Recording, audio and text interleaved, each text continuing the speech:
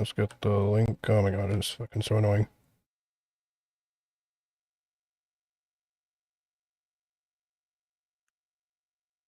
Alright, oh my god. Let me click on that. Alright, yes, we are live now. So, yes, a little bit of a mix-up there. It seems Stefan Kinsella either forgot or, just slept through his alarm or whatever. So we're not doing with Kinsella. We're doing instead just a Twitter space here. We got thankfully Casimir was able to host it, and it's the topic is group ownership. So if somebody wants to introduce the topic, how about Casimir? You go ahead and introduce the topic whilst I get this link. All right, so let's just start with what we have right now. Sort of the general understanding in society is that you can sort of intuitively, that's how people think, they can jointly own things. The most common examples are, the husband and wife jointly own their house. There are two neighbors and they jointly own a driveway. People mention companies with shareholders where two people invest in a company, and so now they are co-owners of that company and they have 50% share each or something like that. There is the the states, the federal incorporation law, where you can create a corporation with shareholders that have some kind of a ownership-like relationship. The general defense of this idea is that all of these people are separable from outsiders. So clearly somebody walking down the street is not the husband and the wife, and not the neighbor, and not one of the company owners, and not even a member of the corporation. Therefore, it's very obvious, for most people, it's common sense, that those people are excluded. They're not the owners. But our interest in this topic is more jurist, and we have foundational principles. And when our foundational principles tell us something, we basically we would want to adjust the language to be true to the logic and to the conclusions that we reach. So, what are these? Well, I'll cut it very, very short. We are interested in avoiding conflicts. And this is our understanding of the purpose of the concept of law. There is a way to argue around this. There's a way to explain. You can refer to Liquid Zulu's videos why that is the only point that stands and why other opinions are likely excluded. So, see, how does it connect to group ownership? If we have the goal of conflict avoidance, and I'll elaborate on this term shortly, then ownership as a concept, as a subset of the idea of, or correlated to the idea of law, must also be conflict avoiding. If I border a territory, it must be either virgin or previously abandoned. If I pick up a stick, it must be no one else's stick. Then I have become the owner of that stick. And the fundamental issue with group ownership, with this idea, is that it immediately introduces what we're trying to avoid. It introduces competing claims. The definition of a conflict, in most, I think most people will agree here, is that at least it's a competing claim over something, where one person says it's mine and the other person says it's mine. And in certain cases, there's a potential case where they both try to exclude each other. Famous example, one of them tries to use the stick to fish with as a fishing rod, and the other one wants to throw it simultaneously into the fire. And those actions are mutually exclusive, so those claims are mutually exclusive. Therefore, a conflict is there. Now, group ownership implies that there's a certain time in which people might disagree, and as soon as they disagree, that is the definition of a conflict.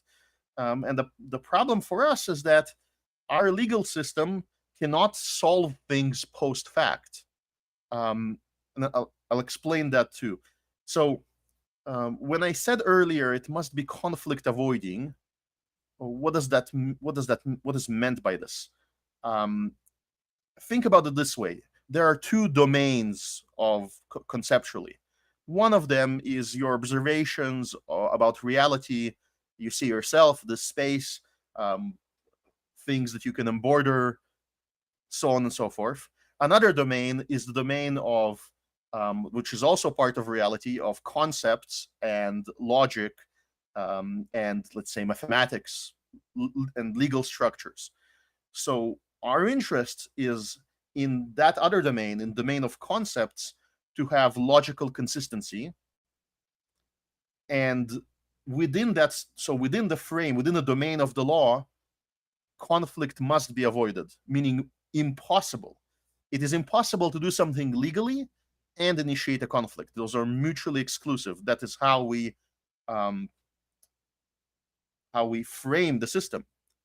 Now, there could be conflicts outside of the domain of law. For example, I believe that I'm the first comer, and Monarch Hopian here believes that he's the first comer. This is a factual disagreement, and we um, don't know who is right. But then, we check the camera feeds or whatever, or we have some other empirical way to test it, and we resolve this. We don't have a conflicted understanding of the law. We have a conflict about the facts. Now, another possible thing you cannot avoid in any system is a jurist conflict, meaning we both agree on the law, we both agree on the facts, but this is some unique edge case where the jurists have not yet decided who's the first comer and who then necessarily is deliberate or accidental aggressor. There could be a hypothetical which we just didn't think through before. Now, this is not a conflict that is inherent to the law. This is just something that is very similar to a factual disagreement. Once it is resolved, once the judge or our jurists decide one way or the other and support their decision via some logical structure from first principles, then it's like the conflict didn't exist. One of the parties is right. So um, this is what we mean when we say to avoid conflict. It's to make it legally impossible while within the realm of the law, while agreeing on the facts and while agreeing on matters of jurism. And the last way to think about it is that ownership should work as a function, meaning you can give it to an AI or a computer algorithm and say, according to this formula, for every time t, there is an owner x. And every time you input a time into the function, it should tell you who the owner is. And this is basically how we can explore the reasons why this is the case. So, questions or that was a real long monologue. Sorry. Yeah, I think you introduced that by saying, "Oh, I'll just go over it quickly," and like 5 minutes later or something. Typical Casser. But yeah, so I mean, yeah, if anybody disagrees, I think just the upshot there is that if you have, to whatever extent you have this thing called group property, where everybody is said to own something, then you don't actually have property rights anymore. You don't have the ability to avoid conflicts. Like, just imagine the easy case of there's Crusoe and Friday on the desert island, and through whatever means you think that somebody can group own something, they come to group own everything on the island. Well, then they're just in the identical situation as if they didn't have any property rights at all. They don't, Crusoe and Friday, they don't know how to avoid conflicts over anything anymore. It's identical. And this is really like the kind of realization you can have to where, okay, well then this thing called group property actually doesn't work. It doesn't make any sense. I mean, does anybody have any disagreements? I don't know if I can see if somebody's requesting. If somebody is, then I don't know. Somebody else deal with There's it. no one I requesting don't at the moment. I don't see yet. I suppose it'd be worth kind of mentioning. So, because one of the most common disagreements will be, or one of the most common responses is typically, regarding contracts, and people will say, well, if people just agree, to a contract that stipulates group ownership, then like, what's the issue? Why, aren't we like voluntarists or whatever, where people should be free to contractually associate with one another however they want. Um, but and this has been said numerous times by Zulu, and that again, the problem is at the end of the day that contracts are contracts about property. So in order to have a proper theory of contracts, you need to have a proper theory of property. And so if your theory of property, if the correct theory of property can't get you to a situation where group ownership is possible, or not possible, is satisfies the requirements of law. If it can't do that, then there's no amount of contractual, goings on that you can build up on top of that that is going to allow it to occur. Because as Zulu has referenced, it's a stolen concept fallacy. Contracts are contracts about property, so you can't just, similar to how me and Casimir can't mutually agree. Hey, we're just going to voluntarily agree to enslave Zulu, and that's going to be fine because our theory of property tells us that we can't do that, and no amount of agreement between Casimir and I about how Zulu should definitely be our property is going to fix that problem. It's the thought that counts.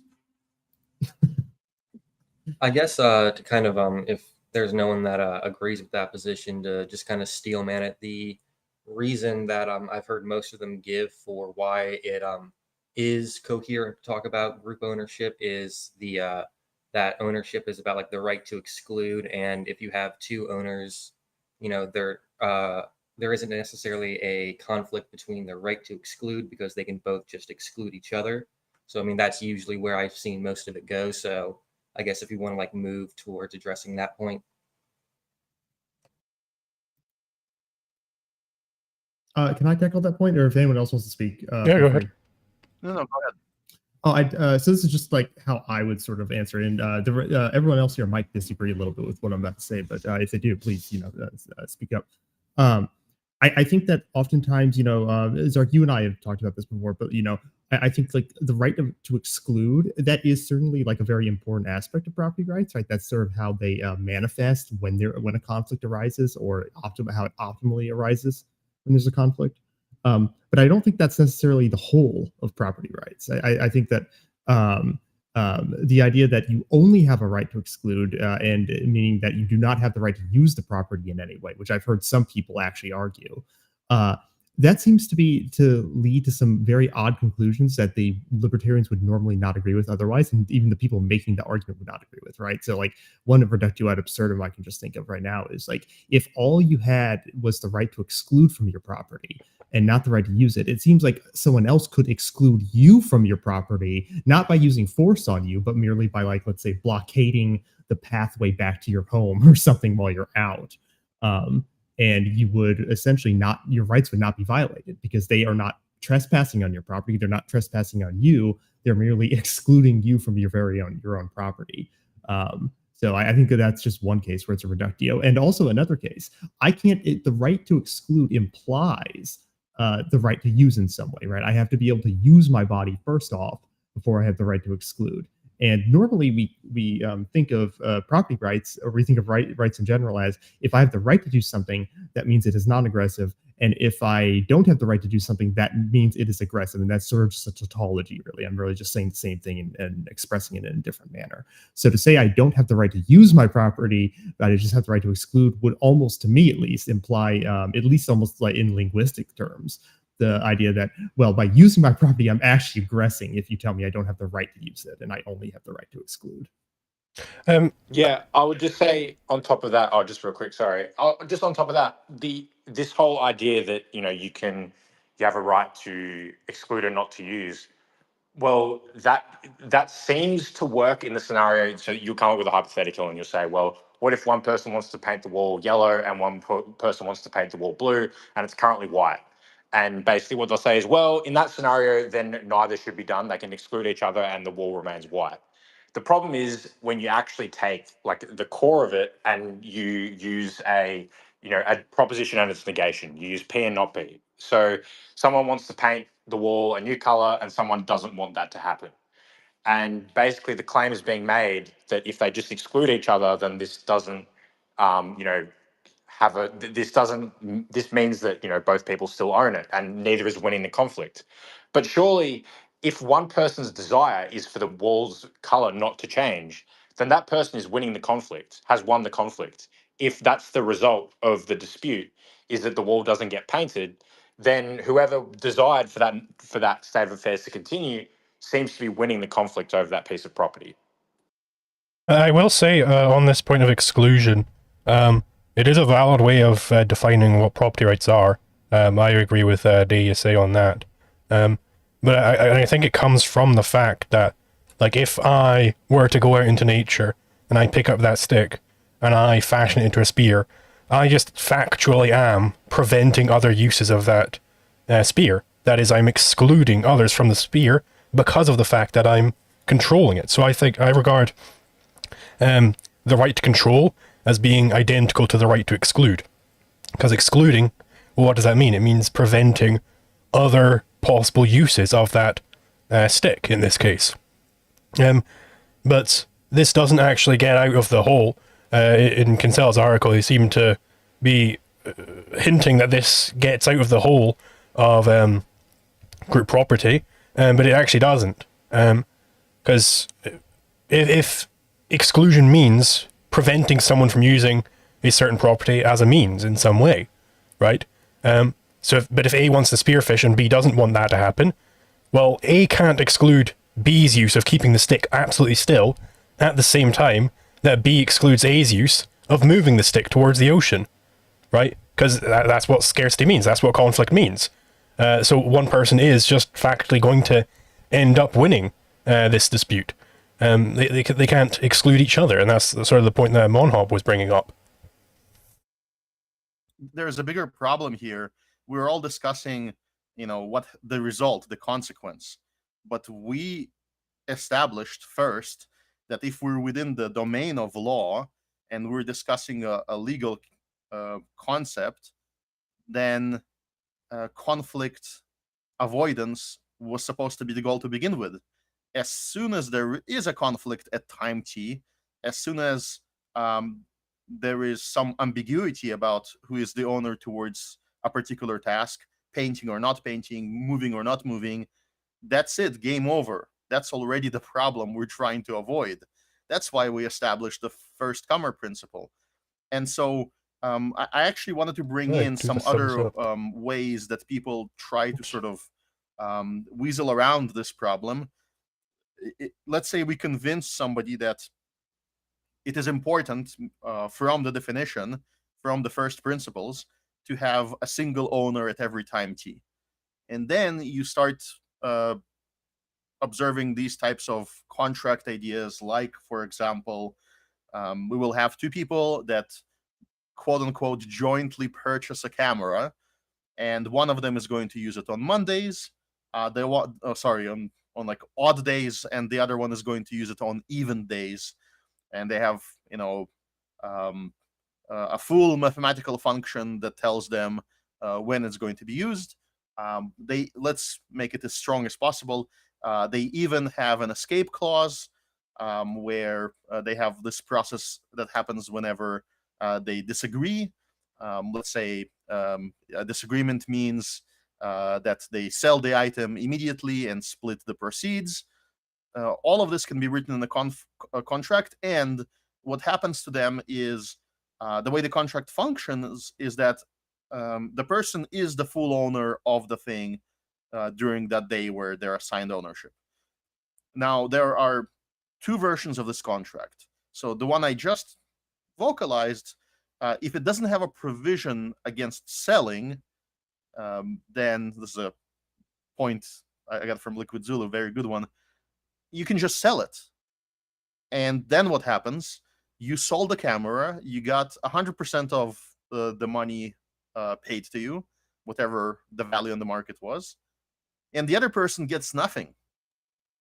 They have absolutely no rights unless they were written in before the fact in the contract. and it's perfectly consistent. So again, this immediately showcases how it's not joint ownership in any sense. This is just mislabeling of a concept. Now, let's say that they even wrote that in, that if you're trying to sell it, then the ownership gets transferred back to the other person, or some other condition that's applicable and it's logical. Even if they make it work functionally, still in terms of language, we will insist that the other person is at best, if that's outlined in the contract, a manager, while it's not theirs during the time when they don't have ownership rights. And so there is only one owner still. And so it's basically back to most of these examples, once we chisel them enough, they will come back to our language, where no co-ownership actually exists there. There is a simulation of that. We can even accept this language. There's a simulation of some relationship, but it's not the thing that they call it. And it's very important for language to be clean and pure, as Kinsella himself very often lectures. Yeah, it's like, you can have this sort of like, contract where the title of the piece of property like ping pongs between two people party to the contract. And you can write up very like elaborate conditions for how and when it will ping pong between the two owners, or the two owners at distinct times, the one owner at any given time. You can have contracts like that, but that's still not what we're really like chiseling at, as you said. So I may just try and concretize this with actual like a personal example. So I'm involved in like horse racing. Like I have minor stakes in a few different horses that have won a lot of money. And look, basically the way it works is when a horse goes on the market for buyers, you pay an upfront fee, and then you pay like a monthly fee that goes towards the trainers and the various stuff that food and all the other shit that goes into looking after a racehorse. And so I have a stake that's worth at most like 1% of a horse. And people will describe me as like an owner, a co-owner of the racehorse. But if you think about it, when in libertarian terms, I don't have any of the rights that are associated with ownership. When we talk about ownership, as we've kind of covered, I have a right to use, I have a right to exclude.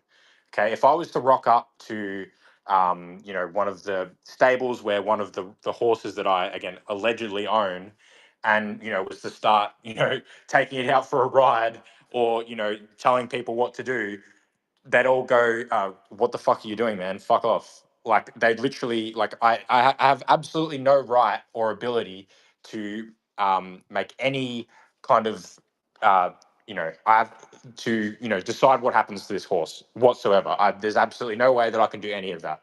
So in this context, it's not really it's not correct to call me an owner in any legitimate sense. Really, what I just have is a contract which stipulates that while I continue to pay the monthly fees that are associated with maintaining the horse, I have a claim against a certain percentage of its earnings. So if I own 1% of the horse, again, own in scare quotes, essentially all that means is that I pay for 1% of its maintenance costs, and in return, I get 1% of the returns that it makes when it wins or places in races. So it's not really ownership, it's just a contract that stipulates that I get some money in return in exchange for doling out some money to the people that look after it. So I think that just kind of concretizes what we've been talking about, where just because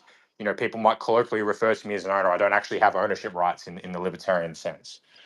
Yeah, it's I think Yeah. well, yeah, I think this is Yeah. Just re- want. real quick. I think this is related also to a point Kinsella made in his article, where he was talking about how you can sell some rights of a property to, for instance, a renter. But this is in contradiction, at least it seems to me. It's in contradiction with his point in against intellectual property, against, I believe, Murray Rothbard's argument for IP, where you sell a book but not the right to copy that book. That you can somehow, a property right is somehow a bundle of different rights, and you can sell off some of them, but not all of them. So like, how you might sell off some rights to the horse, but not all rights, but really that's not possible. It's nothing to do with ownership. So I think that's the correct way to think about it. Ownership is all or nothing, really. I mean, Yeah. Oh, sorry. Go ahead. I'm sorry. No, I'm sorry. Go ahead. You were speaking. No, first. no. I just wanted to quickly add on to that. I think, like a lot of modern day stock trading and all that has kind of ruined the perception of ownership for a lot of people, because people assume, oh, I bought the stock of Apple, I'm like a co-owner, but essentially what you are is you're giving money to Apple to invest, and you're just like, I own this percentage of, what do you call it, their net worth, essentially, or I have the right to take back this percentage of their net worth. That's the contract you're signing. And you're also like buying what is essentially the ability to vote in a board directors meeting. You have the right to influence the people. That's essentially what you're doing. You're buying the ability to influence people. You're not actually owning anything. So yeah. Yeah, I mean, I said this before you got here. Like, I own some Amazon stock. If I went and blew up an Amazon factory, I'd probably be charged with a crime over that. And I couldn't just be like, well, I own 0.0001% of. I have a claim against 0.0001% of Amazon's net worth. Therefore, I can do whatever I want to your factory. Like, it doesn't really work that Wait, way. so let's make it sharper. So in the example, let's say you own 1%, and 1% of Amazon is precisely, maybe even double the value of one of their assets. Let's say an Amazon car, and you show up as a shareholder that owns enough to be able to trade your shares for that car. If you just start doing that willy-nilly, you are still going to be, well, at least within the state, you're going to be considered a thief, but probably within our system as well, because your relationship is contractual. You're not an actual owner of any of the assets of whoever owns the company. And I just wanted to discuss this idea. There is going to be these gigantic companies in anarcho-capitalism. There is a way to simulate voting, to simulate all those socialist tendencies of corporations, and you can even refer to it as influence over the owner, and as I don't know, maybe the language of partial ownership will not be. No, that's still too toxic. Ticket holders, right? Ticket holders. So you can have. I think a contract claim is the specific concept we are referring to. Basically, a contract that has a specific claim inside of it that you have. Yeah, I'm just gonna real quick. I think the space is getting a bit bigger now, so I don't want to speak out of turn here, but might be worth going to hands. So like if you're a speaker and you want to jump in and say something, just chuck up a hand and we can kind of call names, just so that makes it so we're not just speaking over one another whenever someone finishes up a thought. I think that would be worth doing just for the sake of making it so that we don't have a situation like what happened with Zulu and Sandman, where they're just interrupting one another back and forth until someone finally takes charge. But that's fun. I agree in principle, but the only problem is that this pop-out window that I'm using does not have an emoji button, so I'll have to just insert myself and talk over you if I want to speak. But everyone Zulu else, they has have to special use privileges. hands. Everybody else has to use hands, not me. Yeah, But Zulu has special privileges. he's the co-owner of the space. Zach, go ahead. All right. Two things. Back just to the exclusion thing. You guys were using the example of the house and the two so-called owners. One wants the wall painted. The other one doesn't want it painted. Obviously, lots of the advocates of group ownership can kind of see how that one's going to get them into the dead end that you guys brought up. So they'll usually say something like one wants it painted red and one wants it painted blue, so they can at least do the whole they can mutually exclude each other and just not paint it. But even in that example, I think it runs into issues because like we were talking about with the whole right to exclude and a right to use thing. In a typical just like single property owner, which I would just say is all ownership, the conflict is over the two competing claims of usage, and the justified result is the justified owner continuing with his use of that property. And so when we have this sort of situation where there's two owners, you end up at a result where these two so-called justified owners are unable to continue to incorporate the resource into their ongoing projects, which I would say the correct result of a conflict is the just owner getting to do so. But we can talk about that. But I did want to point out that in the comments, like maybe 10 minutes ago, Uncultured Swine did ask us to address like Roderick Long's specific arguments for group ownership, specifically the example of a lake with a pathway where villagers over time kind of construct the pathway, and so who owns the path, and then also the actual historical examples in the 18th century of businesses building roads and then just sort of donating them at large to the publics for their use. So like, how do we account for that actual historical example? Like, what did actually happen there? I would just say that those businesses technically still retained ownership. They were just opening up free use for their property, because obviously they wouldn't want someone to come in and like break the roads and just, reclaim them for something else. They still wanted them used as roads. So I would say they're owners and just letting people use them. All right, we'll go to Sandman now. If you want to jump in. I just wanted to quickly give you the word I think you would be best suited for in the terms of like partial owners instead of the word instead of partial owners. I would just say voters, paid voters, because that's essentially what you're doing. You're paying to vote and try to influence the decision making process of a given company. And to address Zark's point, yeah, I would agree with you. Just saying that these pathways are owned by the companies or the business people, because like they're still pathways. These some other second comer can't come in and build like an apartment complex on there.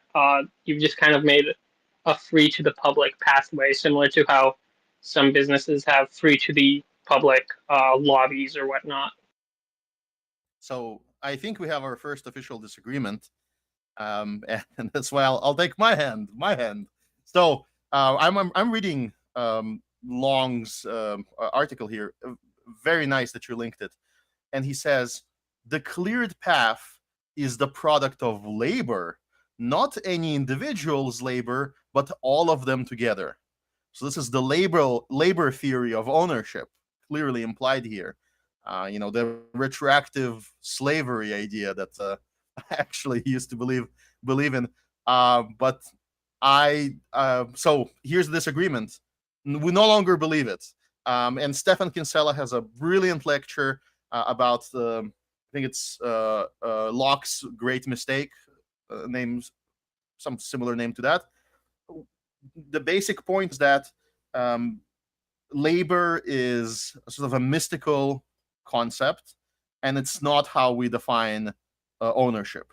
For us, the owner is the first comer to the claimant of a resource, and the claim has to be objective, meaning it has to be consistently and permanently visible to other people. So if you build a home, that's a visible claimed object. And if I arrive and I see a house that's built and I know I didn't build it, therefore, unless there is evidence of abandonment, I immediately know that it's owned by somebody else. If there is a fence and something is fenced in, then I know that inside the fence is probably owned by someone else, unless I get contrary evidence. And so this idea that people just using something become the owners of it because they clear a path and they're invested into it, they've modified it, that is something that we reject. We have other solutions to this problem, but I believe we should just outright reject it. If somebody does not have the intent to emborder, to establish a perimeter, and to start excluding others visibly, meaning objectively, meaning within the realm of possibility of the detection of others, then that is not a legitimate claim. The embordering simply failed, and there is nothing there unless there is an explicit contract of a sorts. So that's first. So the answer is that's not the solution. The hint is that, and this is where Kinsella will probably disagree, is that we do have a concept of, and I'm going to be quoting from Bloch and Dominiak, we have a concept of forestalling, that certain pathways are required to reach your property, to be able to reach what you own, to be able to use it and exclude from it. And therefore, there are not all certain roadways that just will not be able to be embordered in the sense of they have a built-in maybe easement that can never be excluded from, because it would contradict some previously owned assets. And this is a very, very complex topic, which is, Hoppe has a recent quote responding to Prague's Ben where he says, theory is over, now it's time to just popularize it. I strongly disagree because of this precise topic of forestalling in roads. It's a hot topic for disagreement and debate, and I'm not sure I even have the right answer yet. I do want to give. Definitely. Oh, sorry. I do want to give like a hint of why it would be the case that there would have to be this easement. Because people think, well, can't I just have whatever property arrangement I want? It doesn't matter. Well, this is related to if I build like a donut of property around your property, then I'm in effect controlling your property, even though I don't own it. I'm controlling that which I don't own. I'm acting as if I own something that I don't own. It would be equivalent to if you're just walking along in the woods and I were to drop like a Looney Tunes cage over top of you. It's like, well, I'm not touching you. I just put a cage there and you were happen to be there. But it's like, no, that's I'm actually enslaving that person. I'm controlling their body by building this border around them. So that's sort of why this kind of drops out of the theory. I'm going to continue to assume my post as the unofficial caller of the hands. We'll go to Legionnaire Anon next, because I know he's been waiting for a while. So go ahead, my friend. What do you want to say? If he's still here. Okay, is my audio good? Yes, sir. Okay, so what I wanted to say is, Kinsella has this article, right, that he wrote for the Mises Institute about title claim of property. Property, the other theory of property, it's like a transfer of titles, right? So the issue is if we are assuming co-ownership, does this mean that both parties, or however many parties are here, have the title claim, the exact same title claim to the property, or is it that like they own 1/4 of the property or something? How does this make sense? And also, as he writes on his article, which I might post like on the chat or the comments, a contract to be binding has to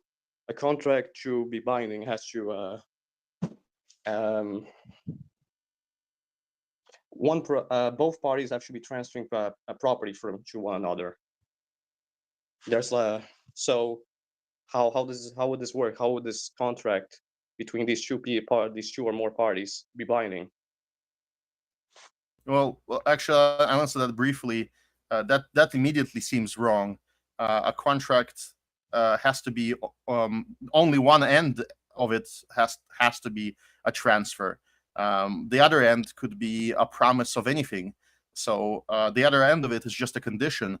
So, for example, on the condition that I mow your lawn, one of your silver coins becomes mine. That's there's ownership on one end, and there's nothing but action on the other. I mow my own lawn, bro. Yeah. Condition.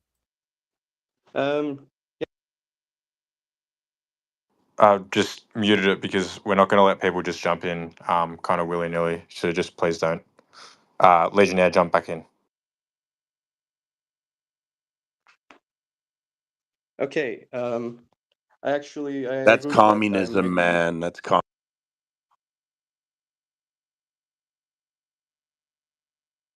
Did I kick this guy? We'll fix that problem. Yeah. Yeah, I just kicked him. So yeah, sorry, Legionnaire. Go ahead again, man. What happened? Oh, We it just was even just- happened, right? we just freed Tibet, okay? Yeah. But I might link the article here for you guys to see what he has to say, because I think it kind of contradicts what he's saying about like co-ownership. It kind of seems incoherent with what he's saying. What's important, Legionnaire, I don't know if you were here, but we went through your question. So I would say the shortest answer is check the recording, and we went through that idea of the main problem of co-ownership thoroughly. In short, it's not conflict avoiding. If it has the No, I possibility within the law of having a conflict, then that's already a problem that we find unacceptable, and there's reason why. Yeah, I was there when I say that. I agree with what you're saying, but I just want to bring that up because it's what Kinsella wrote. Very good. Cool. All right, we'll go to you can always change your mind. Next, please come up and have your say.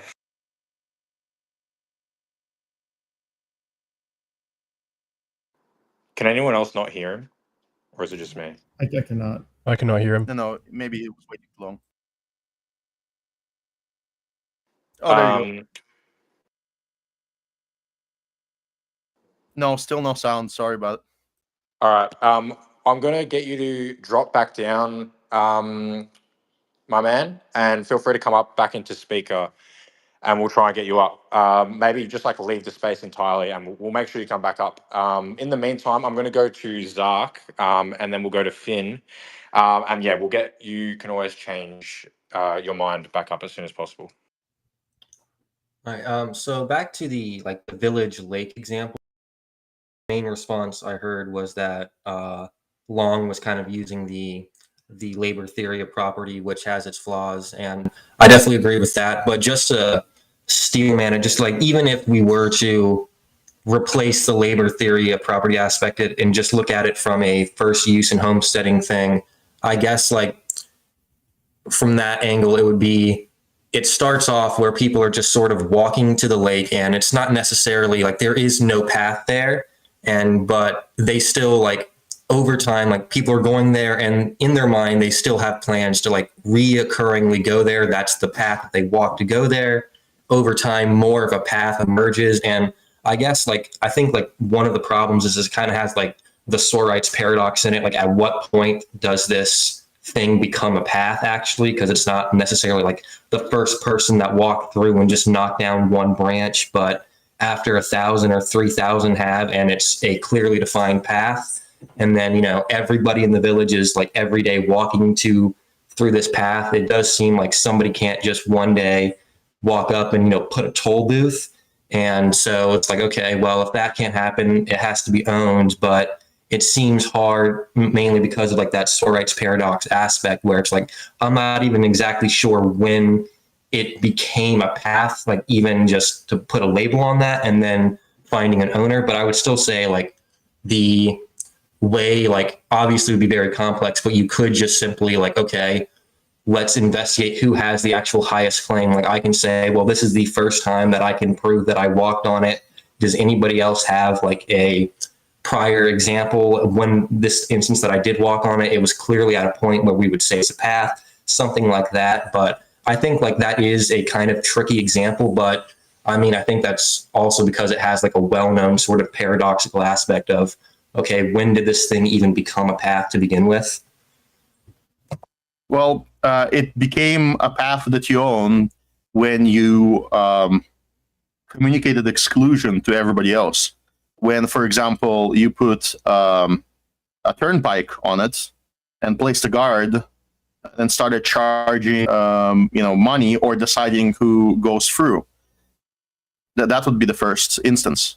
Before that, it becomes a situation where if it's not good enough to be clearly known, then it's just probably not good enough. There's no visible intent to exclude. You should let Zork, if you have a disagreement with that, let's go. Yeah, I mean, the pushback I would give is that it kind of seems like to own something, you have to use it in like a certain way where you want to exclude people. And like, I'm not necessarily like, I think you can own a path, but also like want other people to walk on the path and not have a problem. So I do kind of see a problem saying like, well, nobody can own it until they do like actually exclude other people. Because no, that's not it. They can communicate something simpler. They can say, I have the right to exclude you, and you're walking here, you can post a sign and say, I own it, but anyone can walk here without my permission. This is the allowable use that I allow. Like, you can't block the path, you can't destroy it, you can't loiter here, you can't build a home here, but you can keep walking in it. And I, Zork, is the owner. And this has to be not just a claim. You have to act in some way. For example, you would have to build a fence around that property, and you would have to indicate that you're excluding others from destroying it, from doing things to it. Now, whether forestalling comes into play depends on the actual map of the territory and the surroundings, whether it's blocked in by owners or not. But in the simpler case, if somebody wants to build a path right next to yours and have different rule sets, well, what's stopping them? And so therefore, the first person who will put up the signs, overnight and build a fence, that's going to be the owner. And the claim of everybody else is sort of, moot. They should have done it first. We care about the person who does it first. And I think you hit on the crucial point there, which was that even if I do have like a path to like, I own a shop at the end of the path and I want the people to be able to go down the path to get to my shop, so I am wanting people to go across it, but I am still excluding certain things to be done to that path.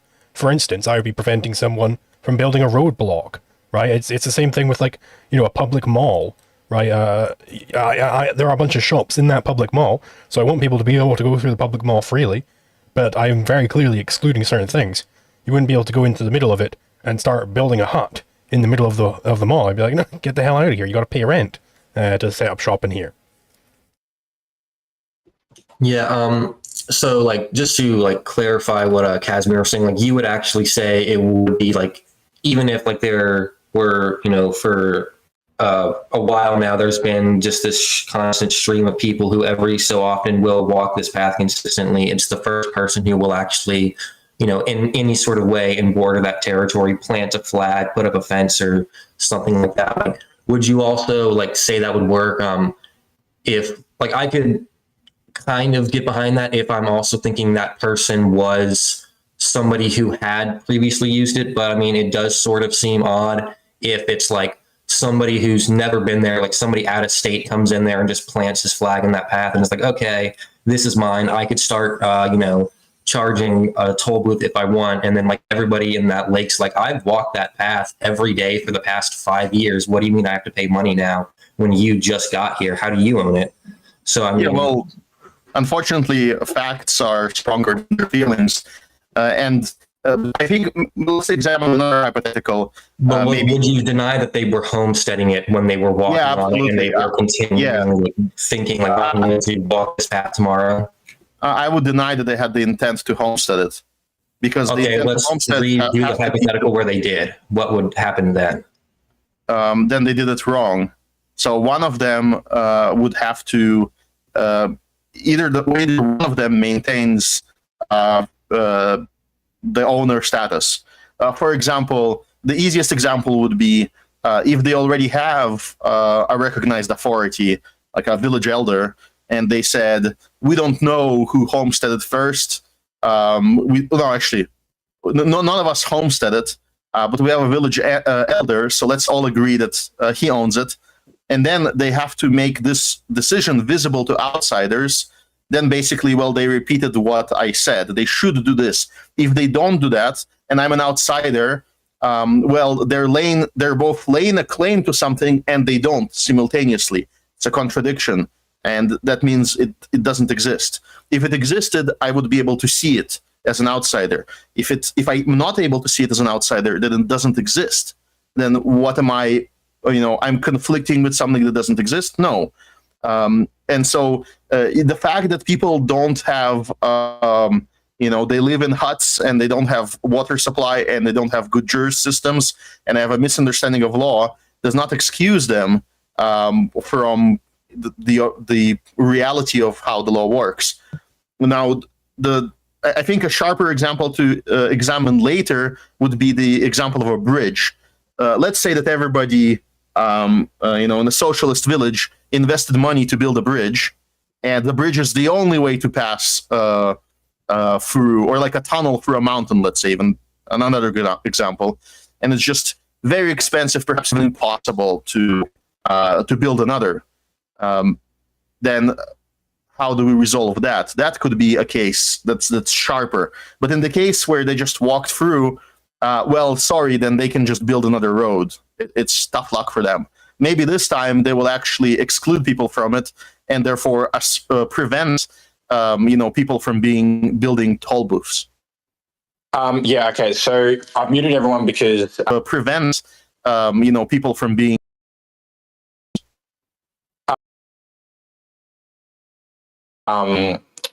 Stefan Kinsella.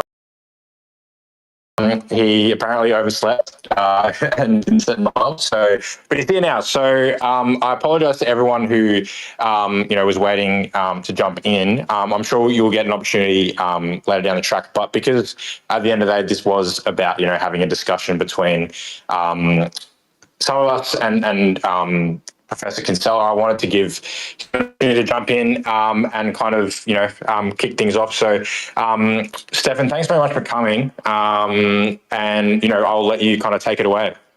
Sorry about the my mistake. How long have you guys been on? Since an hour and a half? Yeah, I think we started. Well, we just spent a little bit of time waiting, and then so we've probably been on for about an hour or so by the time we kind of got everything set up. So we've talked through kind of the basics of it, but I'm sure that the people here would be happy to kind of retread ground that we've already covered. If you kind of wanted to, why don't you just summarize for me, like where you are and. Yeah, I may let Casimir, do you want to kind of jump in? Because you're kind of better explaining the stuff than I am. Casimir, do you want to kind of jump in and lay out kind of where we're at and what we've kind of covered? Yeah, should I try to do the shorter version or the normal? Yeah, maybe the shorter version. Shorter version. Asking Casimir to summarize. What a curse. Okay, so basically we have a fundamental structure and an understanding that there's domain of law concepts, logic, and jurist ideas, and the reality that we're trying to line up with it. And the fundamental requirement that we, I think, don't just believe in, we can validate exists, is that the law must be about avoiding conflicts, meaning conflicts are impossible under the following conditions. Everybody is within the realm of law, within the NAP. Everybody agrees on the jurist case, meaning that they know in a functional way that who is the first comer, and everybody agrees on facts about reality. So we can't avoid facts about disagreements about facts. We can't always avoid disagreements about some jurist nuance, but we can definitely avoid having built-in conflicts within ownership claims. So because ownership is correlated to law, it also has that requirement to be conflict avoiding. Now, what does conflict avoiding mean within that concept? For every single time T, as a formula, there's only one owner X. We call that person the owner, and they have all the rights of exclusion owner, and then various complex contracts could exist to allow other people to manage the property, to transfer the claim on various conditions. but we would still call for any given time one person the owner, and the people in such contracts would be assigned just different labels. I think that's about the summary. We also went through, there was an example of long and his example of people making a path to the lake, and we just discussed how first of all, we generally disagree with his idea of labor theory of ownership. We believe that ownership is about embordering and making something visible that excludes certain actions by others, by a first comer.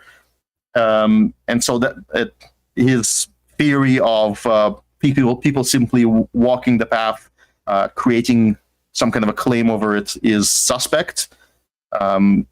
And that's where we ended up, more or less. And we also examined various cases of proposed co-ownership that don't violate a single owner at any given time t.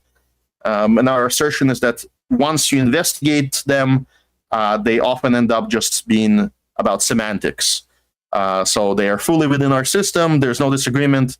But semantically, some people want to call shareholders co-owners, while we believe that that's inaccurate. Right. And I think that's a really important example. I agree with all that, except a couple things. I would say, well, not exception, except when you say, the entire purpose of property rights in justice is, I agree, to set up rules that permit conflict to be minimized or avoided. And also that, unlike other systems, there can be no conflict in rights if you design the system, if you set up the system properly. So in the socialist and other schemes, you always end up with a system where you have a conflict of rights, and so you have to balance it somehow with some judge or some arbitrator or some legislator deciding what to do. But our system has to be what was called compossible. Everything has to be compossible. So I agree with all that. And one of the criteria is that you also have to know now, which is when you talk about at time t. Yeah, we're talking about the ownership at a time t, but also we have to know at time t who the owner is. You can't wait until later to know that, which is what I think. I don't remember if that was this discussion or some other discussion. Some guy had this proposal that children could sue later. But you have to know now. We have to be determinable in principle now whether something is rightful or not. So who the owner is. So I agree with all that. But when you said only one person at a time is the owner, and you have to assign a label to that or different labels to things, that's fine. But that is not part of the purpose of property rights, is to tell us what the labels have to be. Like the labels is an afterthought or second thing, or that's when you start getting into semantics. So I think if you want to use careful terms and talk about ownership, and if you're also careful to understand that ownership is the right to exclude, not the right to use, technically speaking, it's the right to exclude, then I'm with you. What word we use to describe that, yeah, we can call it ownership or whatever. But again, the word ownership has connotations today, like people would say, well, if I rent a car from Avis or from Hertz, I'm driving it around, I'm renting it, I'm not the owner. But in our framework, I am the owner for that period of time, in the sense that, or it's a limited ownership, because I can use the car and Hertz can't use the car until my term of lease is up, or the same thing with an apartment. On the other hand, my rights to the car are not unlimited. I can't burn the car, and I can't paint the car, and I can't sell the car. So that's why we have to say, okay, then the rights to this object are divided. And one word that we use for that is co-ownership, because it's a way of expressing the fact that it's a complicated situation of control rights or exclusion rights over this object, because it's not something that can be easily separated. There are different aspects of it. And by contract between the parties, they have divided those rights up in a certain way. Now, if you refuse to call that co-ownership because of the recognition of the fact that ownership is the determination at a given moment in time of who has the right to exclude others from the use of this resource, then yeah, there can only be one owner at a time for the resource. But then what's the resource? If it's a car, is it the car itself? Then why can't I sell the car? In other words, my rights are limited. There's someone else that has some other remnant right to the car, the right to sell it later after my term of the lease is expired. And I just think as long as we're careful, it's fine to at least informally refer to that arrangement as a co-ownership, because it distinguishes these two parties from the rest of the world. It separates them from the rest of the world. Everyone in the world is a non-owner of that car, with respect, except for the actual owner and the renter, right? Hertz and the customer. Between those two, they have a special relationship defined by their contract, and as between themselves, the contract determines how the car can be used. And again, at any moment in time, the property rights in the car and the contract between the property rights owner and the customer determine who can use it at that moment in time. And if you want to be reductionist, then you would say, okay, so like you take a shareholder of a corporation. The main reason we call shareholders owners of the corporation is because the law calls them that, but that's just a legal semantic designation. If I own my house, I can use my house. If I own Google shares, I can't use the Google jet or the Google headquarters to host my son's birthday party, right? So it's not. Why do we call the shareholder of a corporation an owner? Just because the government calls us that. I don't know if that's right. The way I think of it is there are tangible assets that have an owner, and they're distributed and defined in a complicated way by the shareholders agreement. Right. So the manager is not, he might not even be a shareholder, but the manager or the president of Google can make decisions about how to use the plane and the building. So he is in effect the owner because of the contract, although his ownership can be terminated by just firing him at any moment. So life is complicated, and contracts and arrangements can be complicated. And what words we start using to describe these arrangements that's a matter of social that's not something we can determine. I mean, if people start calling a husband and wife who have a house together co-owners, because that's the accurate way to describe the outcome of the ownership plus the contract between them, I don't think that there's some libertarian requirement that we jump up and down and insist that they don't be called co-owners. So that's how I would kind of start. So I'd be open to anyone's feedback on that. I could just jump in real quick.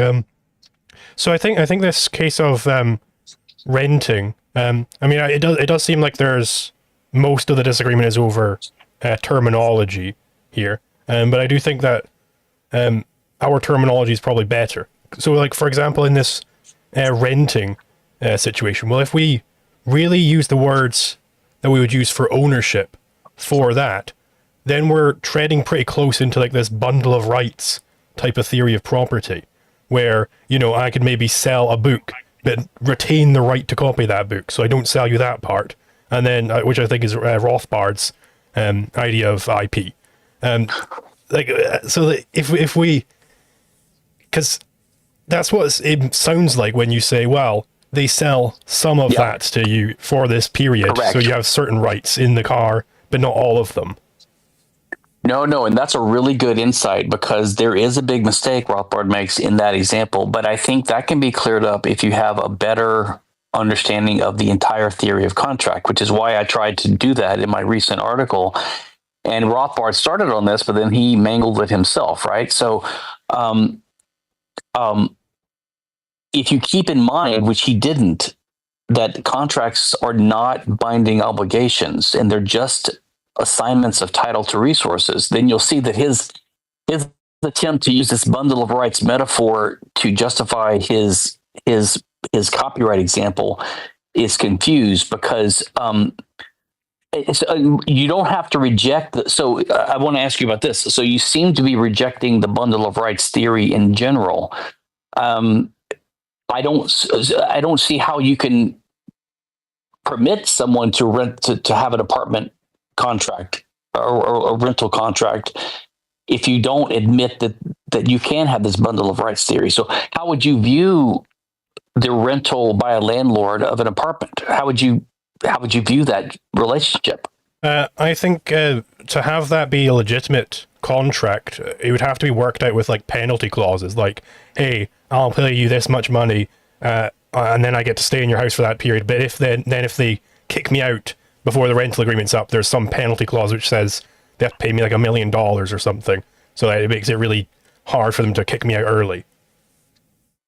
Yeah, right. So that's where I disagree with you. So you actually think of property rights, it has to be indivisible and unitary and almost inalienable. You can't even alienate your rights to something that you control. So you can't give permission to someone, just like a woman having sex can change her mind at any moment. Mm-hmm. If you have an apartment and you have a guest living there, just like if you have a house guest, you can kick them out. If you give someone a 1-year term for a lease, a rental of an apartment unit, you can just change your mind, and all you owe them is a penalty clause. And I just don't see there's a basis for saying that that's your only. I mean, look, if I can sell the apartment, why can't I do it halfway? So you have this all or nothing approach. I don't see why you have to have an all or nothing approach. So the reason why I think it's all or nothing is because of where I think the title transfer theory of contracts comes from. I think it comes from if I'm selling you a car, I'm abandoning that car at the same time that you are homesteading Correct. it, in effect. So, but I can't halfway abandon a car. I can only abandon it or not abandon it. So that's why I think it's all or nothing. Well, I agree with you on that. Although that example on the abandoning, it's just, it's almost like the Mises regression theorem in money.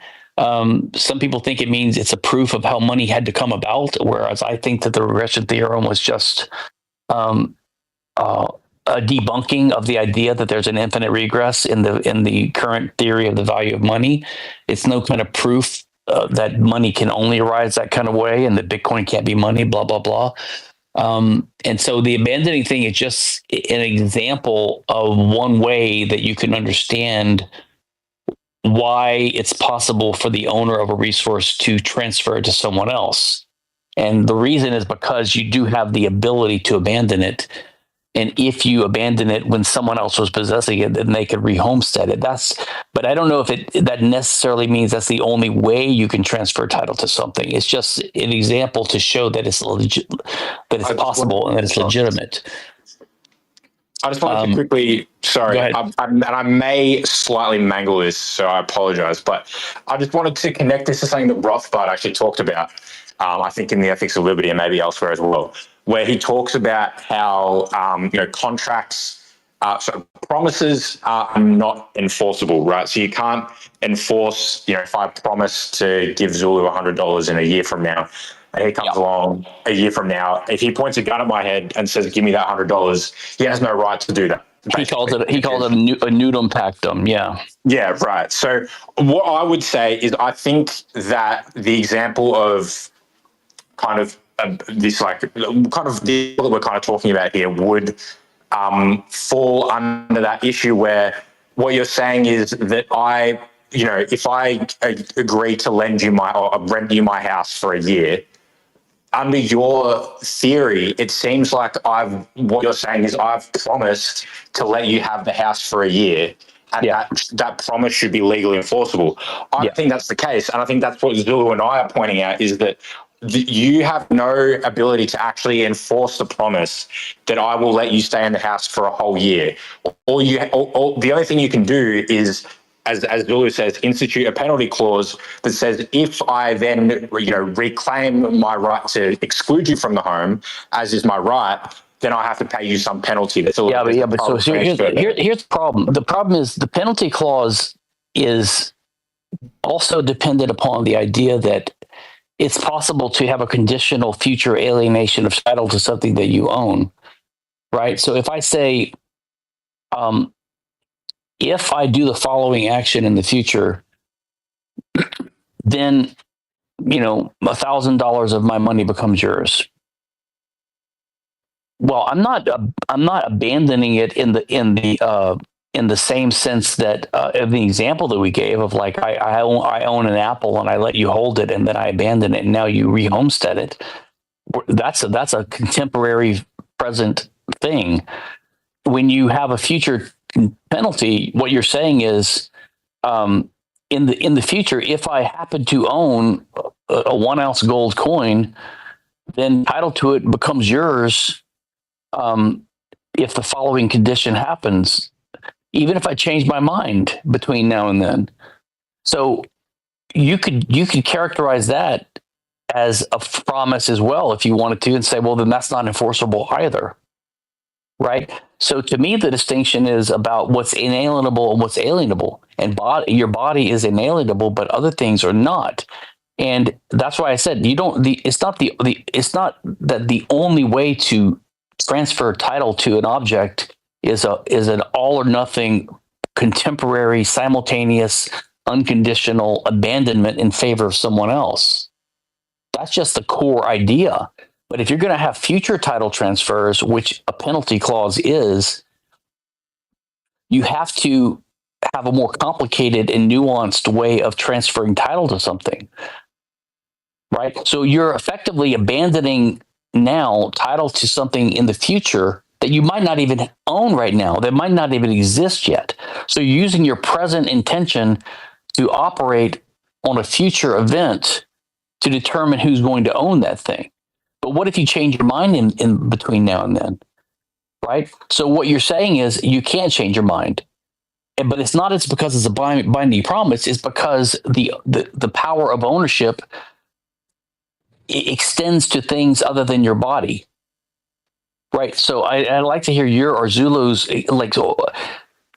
that's why I'm concerned about this rejection of the bundle of rights theories. Once you do that, and you're doing that to say that it's all or nothing, and if you have an apartment, then you can kick out the tenant at any time. The only remedy is a penalty.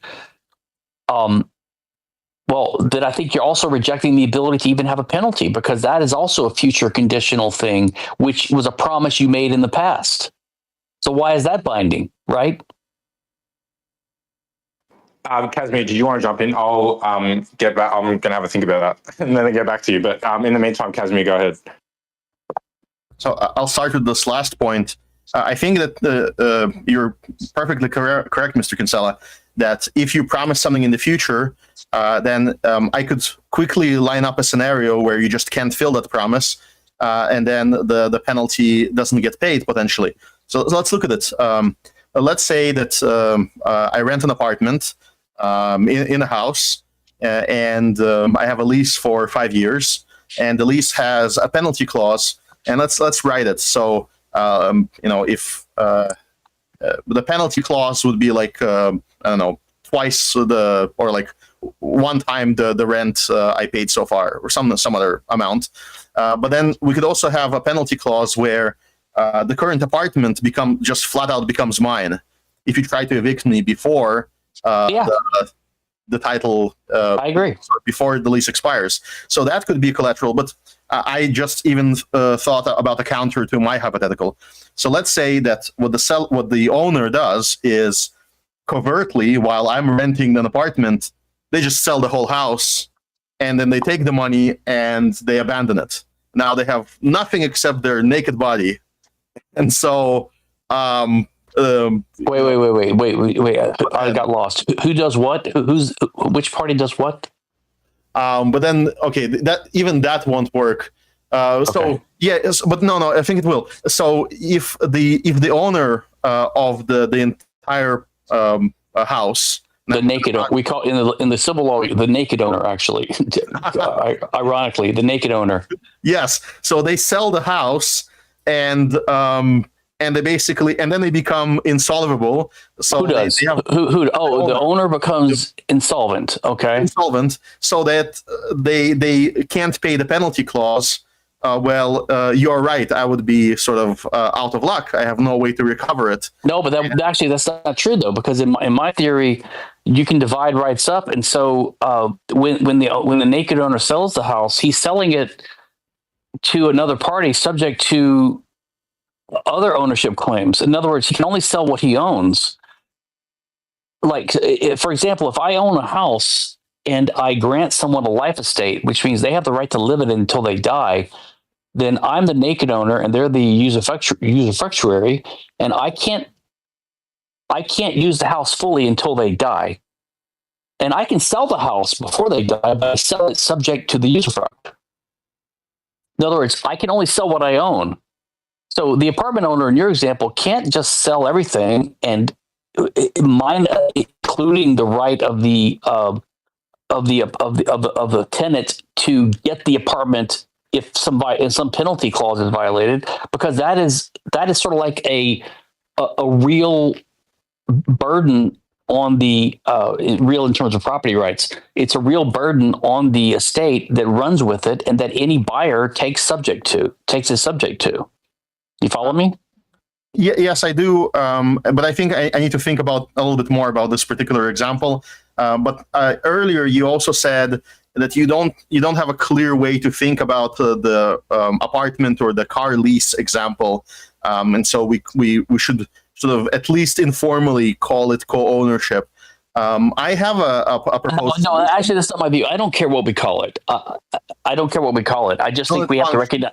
I think we have to recognize that rights can be divided up by contract. I think we have to recognize that, and it doesn't have to be all or nothing. I don't see. There's nothing in libertarian theory that says it has to be all or nothing. I don't see, just because there's a hypothetical model that I came up with about abandoning things as the reason why you can get rid of title to things, just to show that it's possible, right? Like in the regression, I don't see why that means that it has to be all or nothing.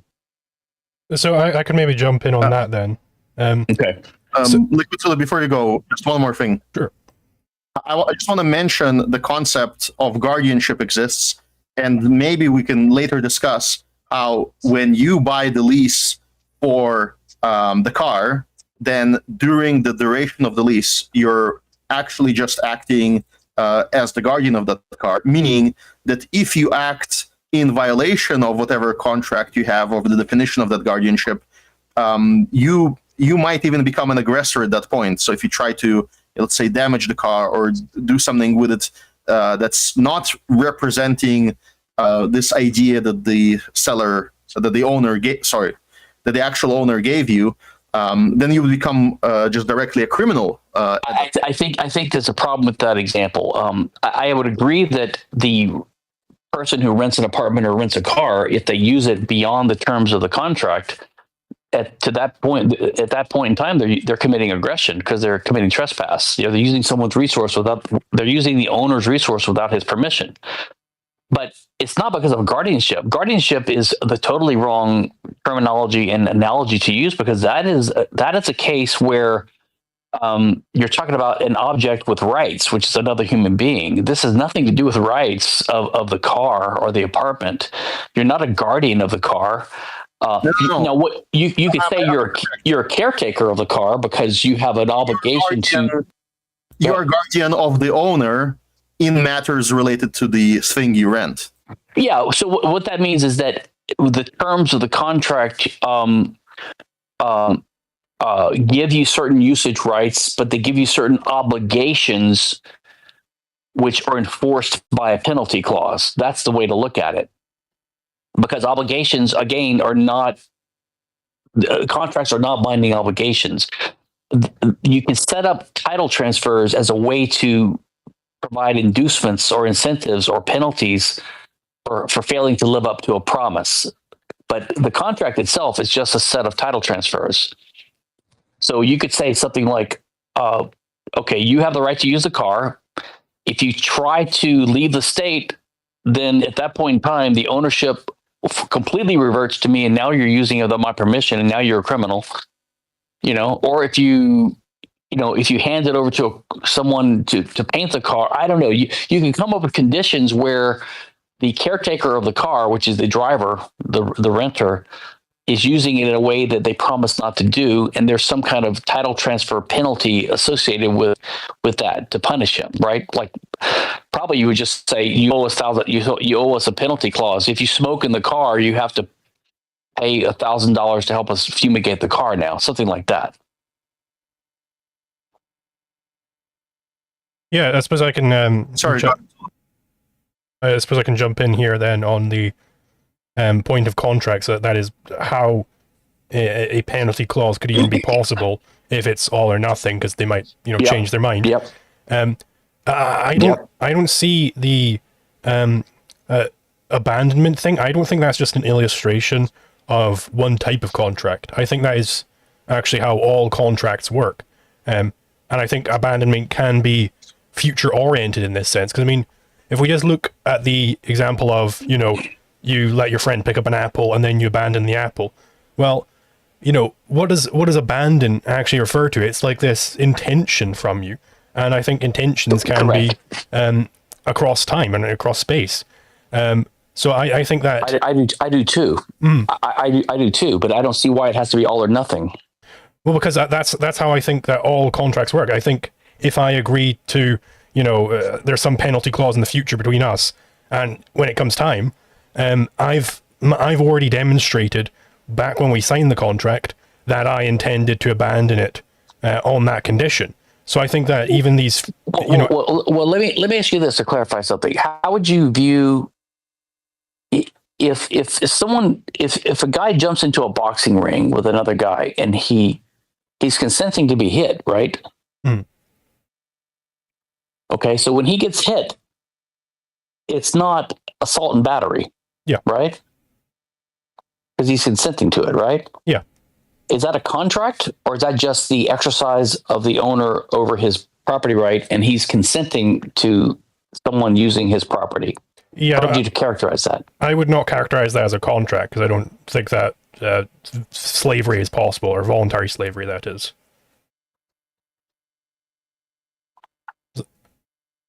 So I would just... No, but see, the way I view it is when I sell an object, a car, I'm alienating it, but that's just on a spectrum of my ownership rights. My ownership right is the right to say yes or no to someone using my resource, and I can do it partially or completely, conditionally or unconditionally, now or in the future. Like, there's a variety of things as owner you can do. So if I'm owner of my body, I can consent to someone touching it, right? And that consent can be conditional or unconditional, right? Yeah. And by conditional, unconditional, I mean, like, if you have a girl, she might say, you can kiss me, but you can't do you can't go further. Mm-hmm. And if you go further, you violated her consent and you've started to commit sexual assault or something. Yeah, right? for sure. And if the boxer's not supposed to punch below the belt in the ring, but he can do other things, or kickbox. I mean, there are rules, and so your consent can be communicated, and it can be nuanced, and it can be detailed. But the consent is just one of the aspects of that's what ownership is it gives you the right to exclude others, which means it gives you the right to communicate to others whether you've decided to let them to use that thing or not. And that's why if I have an apartment, I have a car, and I want to let my friend use it for a week, whether they pay me or not, it doesn't really matter whether this is a commercial arrangement or just a loan to a friend. If I have given that car to the friend for a week for limited uses, I've consented to that, just like the boxer's consented to being punched, just like a girl's consented to a kiss at the end of a date. And just like you can abandon, something you own, but to sell it, why can't I abandon my claim to enforce my exclusion rights over that car for a week? Why does it have to be all or nothing? Well, because I think that if you did abandon it for that week, and I mean truly like abandon it, then somebody else could come and homestead it, and then they would be the full owner. And when the week comes and you wanted to re-homestead it, it's like, oops, I'm not able to anymore. That's circular, because you're presupposing your conclusion by assuming that you're saying, that it has to be 100%, and therefore someone could homestead it. But that just assumes that you can't have a partial or conditional abandonment that would prevent someone from homesteading it completely. I just don't know why you're assuming that. You're just assuming it. I just don't see the basis for that assumption that it has to be 100%. I mean, and look, if you take a really necessary example, like husband and wife co-owning a house, or another example, a husband dies and he leaves his house to his wife, and he leaves her a life estate.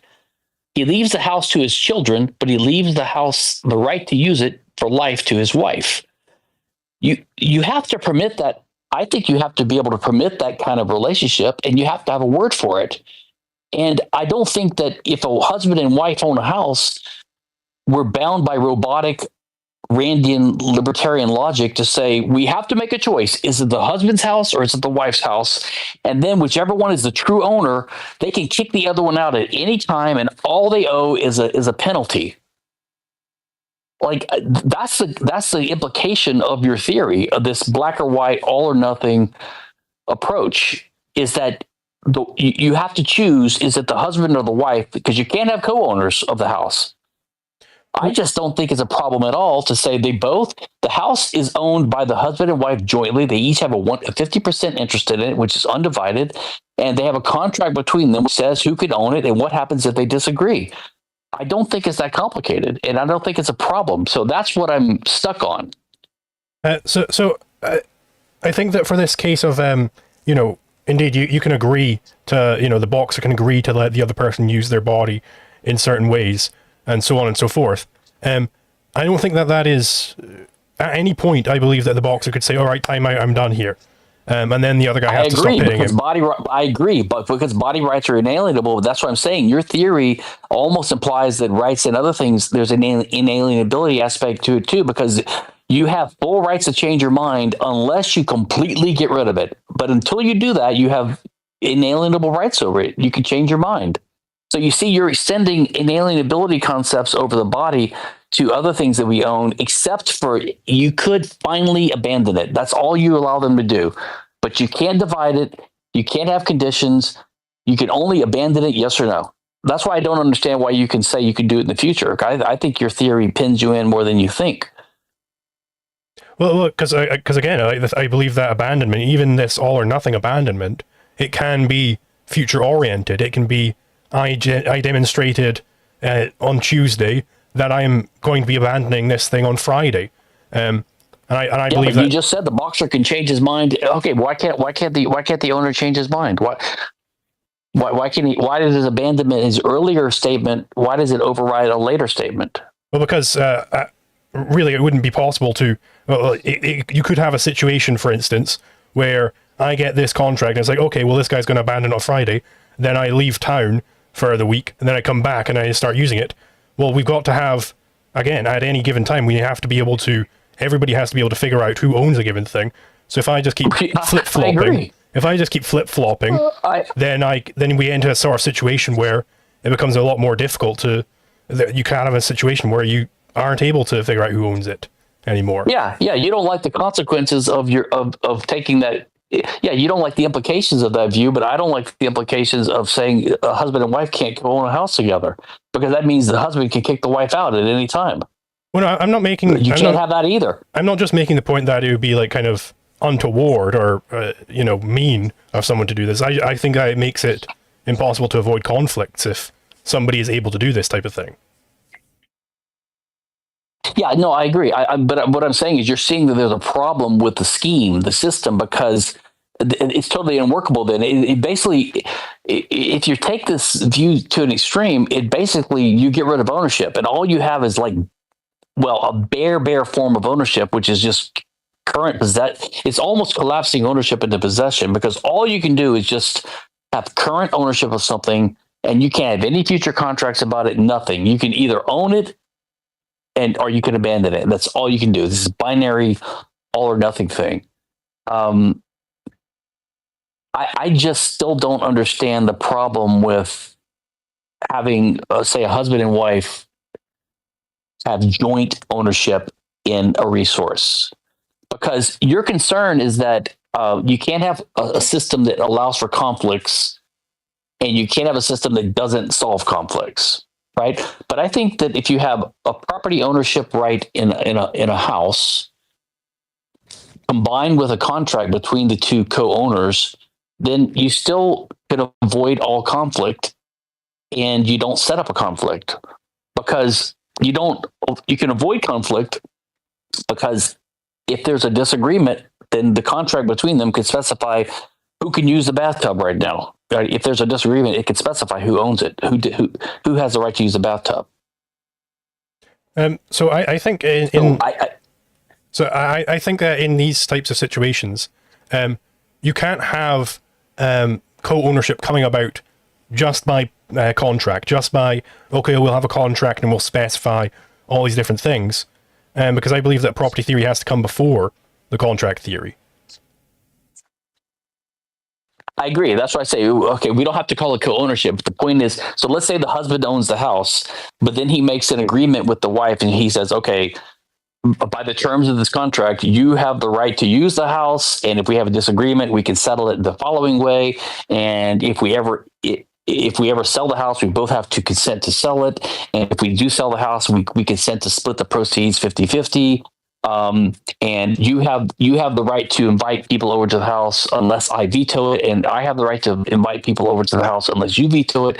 You could have all these terms in the contract, and the contract is a meaningful determination between the two about usage rights of the resource. Just like you think that you could have a penalty clause which says, if the following events happen at some point in the future, then my future ownership of this resource is transferred to you. I hereby abandon it to you in the future on the following condition. Do you think that that's possible?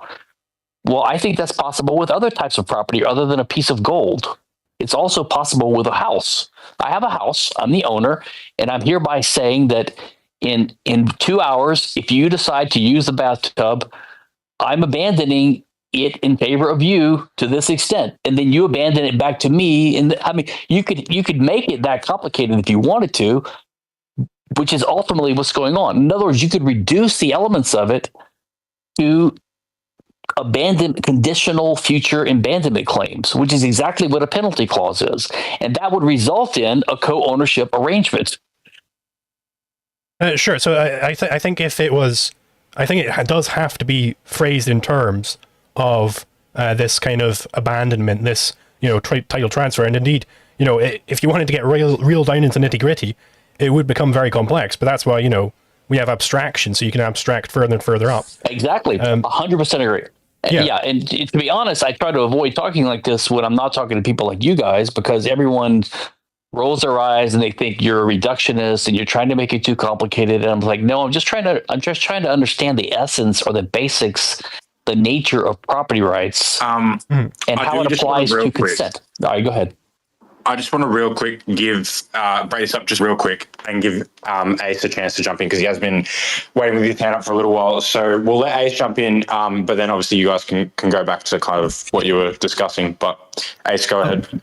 Oh yeah, sorry to interrupt. I'll make this quick. For one, thank you, Mr. Kinsella, for joining. I did want to wonder though, because I think that to try to sort of like break this down a little bit, to try to sort of get to like a justifiable middle ground here, would it be more correct? And I think you guys are actually getting to this anyway, but would you guys say it's more accurate to say, like, in the example of like a house where there are, the quote unquote co-ownership of two people using a house, it would make more sense just to say that certain spaces get abandoned and transferred to another person for a limited time, and then past a certain point, like in a contract for like a conditional transfer, past a certain point, or maybe hour or time or whatever other condition you think of, it then lapses back to the other person, sort of like a hot potato ping pong sort of scenario. I think if you want to be ultra reductionist about it, you can think of it in those terms. Yes, although there's one nuance we have to make sure we're clear, and I think Zulu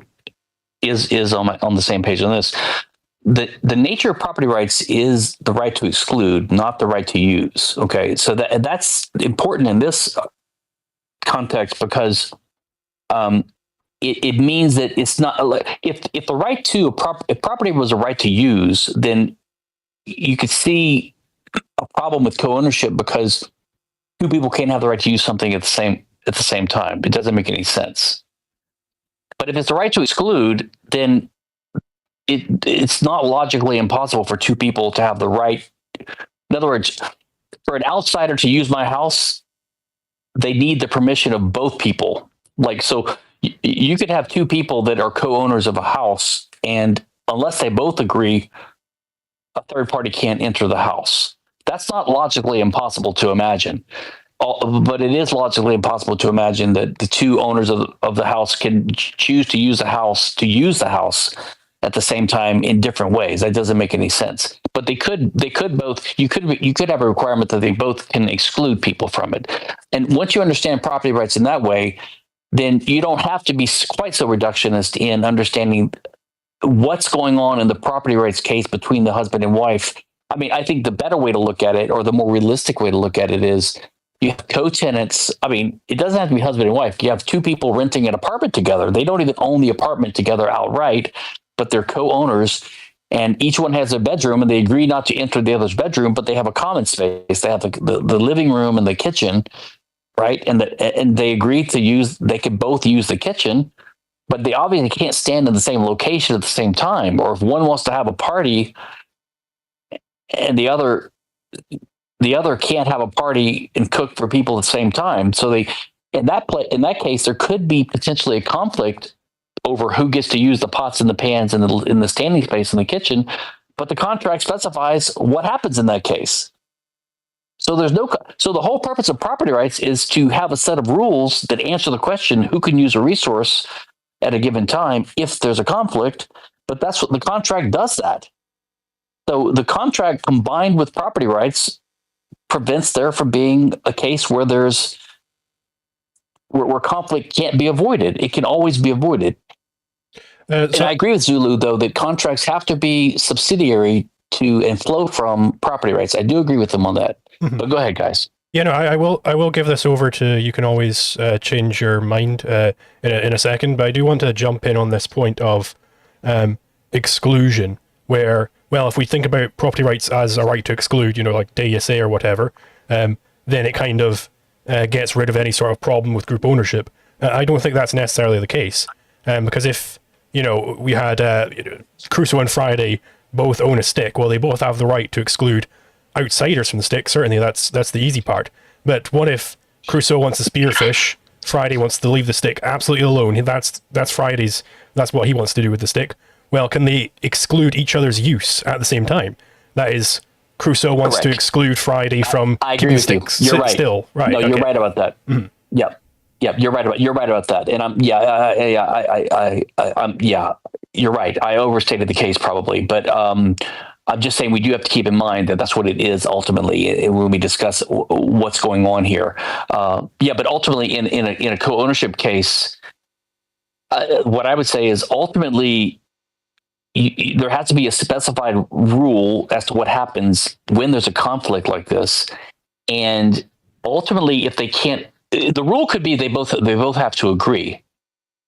Okay, but if they can't agree and nothing can be done with the resource, then the contract would say something like, well, then we have to sell it and split the proceeds. I mean, that's always what you have to do ultimately, right? Or go to a judge and let the judge decide. But then it's random. I mean, if you have rules and you can't agree, you have to sell it. Some things cannot be. This is why people divorce. If they're using a house together, they can't live together in the house after their marriage, their relationship falls apart. So they have to sell it and move out. One of them has to move out, or they have to sell it. That's the only possible remedy, and that's the only way to split the joint ownership percentages. If it's 50-50, then you can't have half of the house because you can't use it together in peace without conflict. Well, you have to sell it at that point. I would say if we're at the point of going to a judge or selling it, then we're at the point of remedying these conflicts rather than, in the first place, having been able to avoid the conflicts. Well, the judges, but not selling it. I think that the contract could have a clause that says, look, you could have a contract between two people that says, in 1 year, we're going to sell this house and we're going to split the proceeds. In between now and then, we can use it, but in 1 year, we're going to sell the house. Then they both agreed to that. Neither one can stop it from being sold because that was already set up as a title transfer. That's not a conflict. That's the exercise of ownership by the parties over the resource. They just said ahead of time what's going to happen to it. Or put it this way, I could say in 1 year, I give you full ownership of this house. But until then, I'm the 100% owner and I'm using it. But in 1 year, You own it. It's like I'm selling it ahead of time, or I'm giving it to you ahead of time, which I think you would agree with. You can do it's the same thing as a penalty clause. If I own a house that I'm living in, I can say, listen, I'm not ready to leave yet, but I'm going to move to France in a year. And so I'm going to go ahead and give you now the title to this house in 1 year. You would agree with that kind of future title transfer, correct? Yeah. And you would agree that if I try to sell the house in the meantime, the sale to a third party is not of effect because this third party would buy the house subject to my future title transfer, which I've already set up, correct? No, I would think of these. I think that it's just like any other aleatory contract, like a loan. I believe you talk about loans like this, where you might default on the loan, and then it'd only be a penalty clause. So that's the thing. You only think penalty clauses could be future title transfers. Well, no. Pieces of money, apparently. I do think that you can agree that, hey, in a year's time, we'll sell this house to you. But then if you don't have the house in a year's time, if it gets blown up by aliens, or if you sell it to somebody else, then it's moot. It's gone. No. The blown up aliens is different. Yeah. Okay. So if I have a house now, and let's say I'm 100% owner and resident of a house, okay, and I want to give it to you in a year. It's a gift. Let's just say a gift. Okay. So I say, I hereby give you ownership of this house in 1 year. Now, there is one condition on that, which is that the house still exists because I can't give you in the future. So I'm giving you a possible future house, right? But if that house still exists and is standing and the space aliens haven't blown it up, then the title does transfer, correct?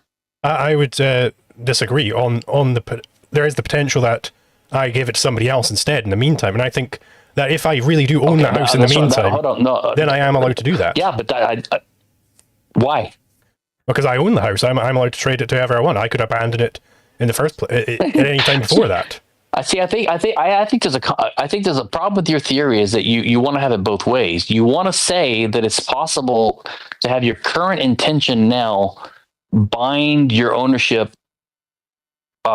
relationship with the resource in the future, and yet you can still change your mind between now and then. You can't have it both ways, because if I have now said irrevocably that in the future that house is transferring to the third party, and I can't change my mind because I've already said it, then that is a real in the property rights sense.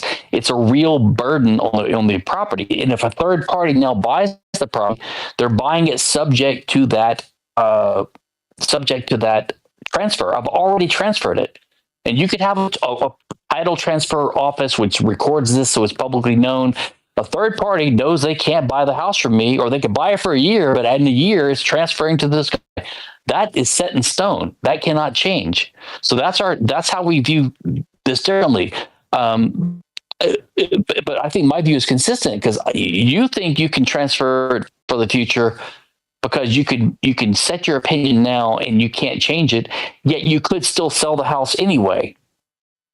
So you don't think that the future title transfer affects the current house. I mean, what if I'm just the life estate owner? What if I'm renting the house and I sell it?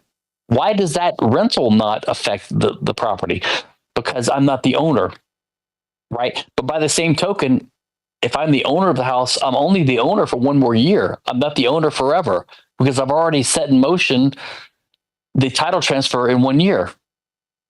Well, I think you want to put a limit on the conditions I can put on the future thing. You say the only limit can be whether it exists or not. I can't put on there the limit that I haven't sold it to someone else. Well, I think the proper limit is so long as it's possible for any future-oriented contract, and that is a broader limit than that it exists, right? Because there are other ways it could be impossible. I would agree with you. I would agree with you, but I don't see why I guess I'm thinking like a lawyer now. If I burden the property with a future interest, then that is a real burden on it, which runs with the land. And so anyone trying to buy the property knows they buy it subject to that. And that's why I don't have ability. I've alienated to sell the house outright to someone. And this ties back to your unitary idea that it has to be all or nothing. So you're thinking of this inviolable all or nothing approach. Right, because I think this is basically the same as a loan, right? It's you give me $1,000 in the present that I'll go invest or whatever. In exchange, I'll give you $1,100 in the future.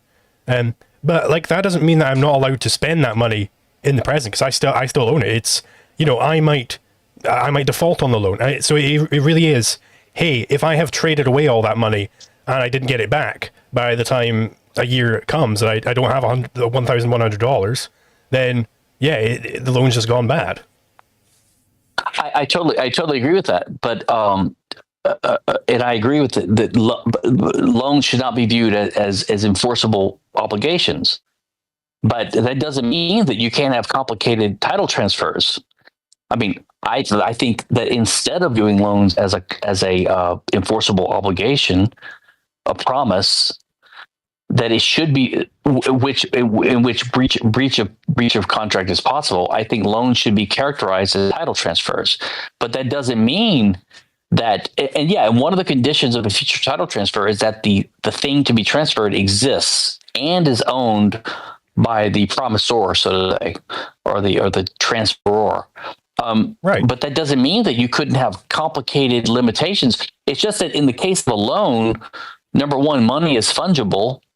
And the purpose of the loan is to allow someone to spend it. So it wouldn't usually make sense for the lender to put a lot of restrictions on what the borrower can do with it. Because if he does that, then at a certain point, what's the point of the loan if the guy can't spend it? But you could put some conditions on it. And one of those conditions could be you can only spend it in a certain way. Or if I start getting nervous and think that you're wasting or squandering these funds and you're putting yourself in a position where you won't be able to repay me, like if we're 10 months down the line of a 1-year loan and it looks like you're heading towards bankruptcy, I've got a right to call the loan, or I've got a right to halt your spending of it, or the title to the remaining sums of money that you own revert back to me.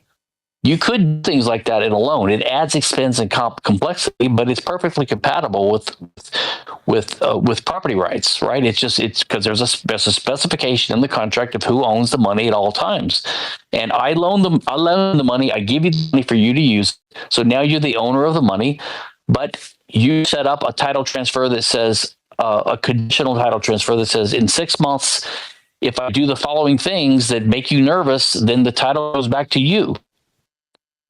Right. And now I'm in possession of money that you own and you have to give it back, or the borrower has to give it back.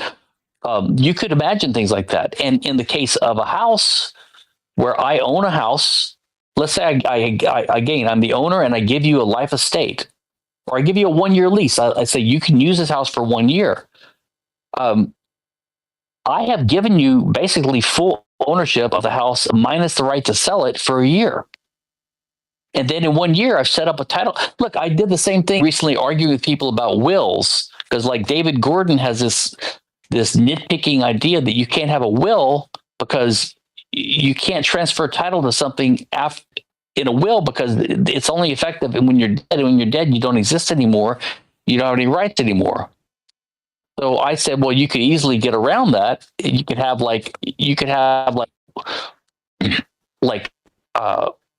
if I wanted to leave my house to my son, I could give him the house now, subject to a life estate for me to live in it. And then when I died, my life estate disappears and he becomes not just the naked owner, but the full owner. But you would reject even that, right? Because if I give you the house now you're the owner and you can kick me out. The life estate is null and void. You might only owe me a penalty clause or something, or a penalty, but you own the house. You can kick me out. Right. I do think that the penalty could be that they have to give you the house. So it would be, I know. So like, that's why I think you're going, I know you could, so the penalty could be you have to give the house. Right. Yeah. And I do want to get into this idea of burdens, which kind of go along with the property, that there's certain conditions that on which they can use the property. Yep. But I do want to give, because you can always change your mind, has been waving his hand, so I do want to give him some space to ask whatever he's wanted to ask. Yeah, real quick. Real quickly. So I've written on that too. That this is why you can have things like homeowners associations or restrictive covenants or negative easements that run with the land and bind third parties. They don't bind them, but they affect them because, if two houses next to each other agree to a negative easement on each other's property where they both agree not to build a house more than 3 stories, then if I sell my house to a new person, that person sells it subject to the veto right of the neighbor. And they can't just change their mind. So just subject to a penalty. It's a real right that runs with the land. So that's what I think you can do. These rich, useful, interesting things you can do with contracts if you don't unstring yourself with this obsession with a solitary single owner that can't divide things because you object to the bundle of rights idea. But anyway, go ahead. Hello, can people hear me? Yep. Cool. I was just gonna say something about ownership. It was said earlier that ownership was defined as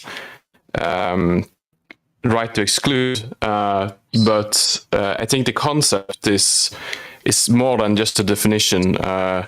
So you can define it in different ways depending on what you're talking about or such. So like you can define it as right to direct when talking, but like both are like two sides of the same coin, if you see what I mean. It was just that what I was going to say. So yeah, do you agree with that?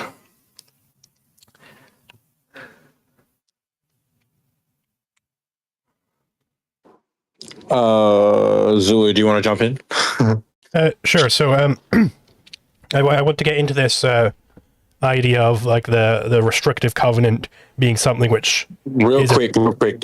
Stefan's dropped down to listener. I don't know if he's having some technical difficulties. So I mean, maybe just go ahead and hopefully he can jump back up to speaker. Hopefully there's nothing that's gone too wrong. Anyway, yeah, go ahead. Sure.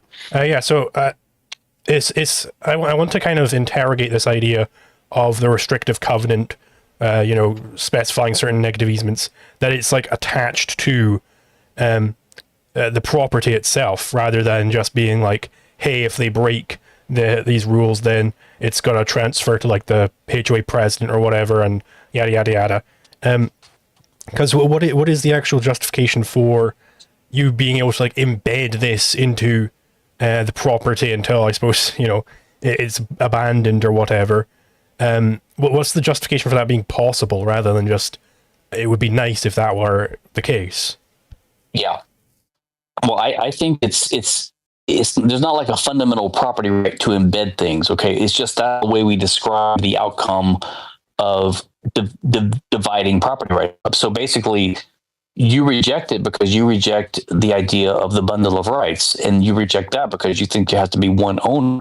But so in my mind, if you, just like you can have co-ownership of a house, you have two houses next to each other, and each owner can divide up the ownership rights in their house between each other by a contract between them, and one of them can give the other one a veto right over issues, but not usage right. So you could do it that way.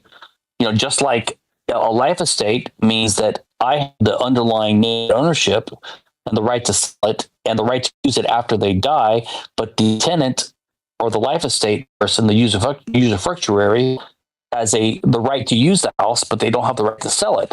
If you divide things up like that, then you have all kinds of rich, useful things are possible. And one of them would be, I could give my neighbors a veto right, a negative servitude over my house. And they could give me a negative servitude over their house, so we can have a neighborhood which is free of commercial development or something like that.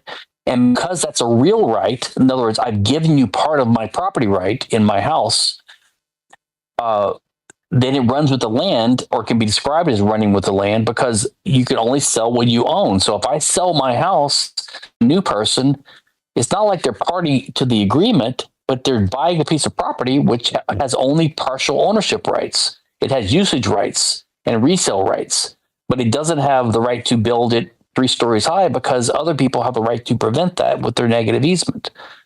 I mean, Hoppe talks about this, by the way, when he talks in his book, in the Great Fiction, in his book, in his article, which was in Libertarian Papers, the of private common property. When he talks, he imagines a scenario of a village of people which have a path that they create together, and he says that they have an easement right, which is like a property right over this path. And if someone later builds a road on it, they have to take it subject to the pre-existing usage rights of the people. So that's a case where you have a resource which can be